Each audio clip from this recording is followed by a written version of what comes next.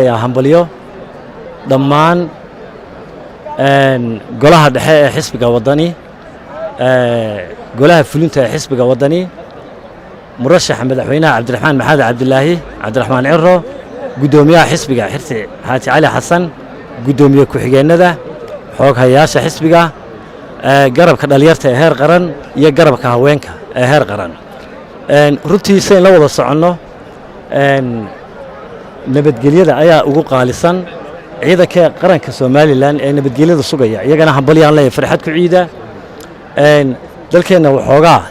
madaxweyne ku xigeenku si fiican buu u duceeyay waxa uu sheegay in dadka dhaqaale xumo ay ka jirto waxaan leenahay ducada ayaan raacnaa madaxweyne ku xigeenka ilaahay dhaqaale xumida dalka ha ka saaro sidoo kale madaxweyne ku xigeenku wuxuu ducadiisa ku daray in ilaahay dalkan hoggaan fiican uu u keeno maadaama hoggaankii hore ee anaga naga horeeyay buu yiri iyo hoggaankan imakuwa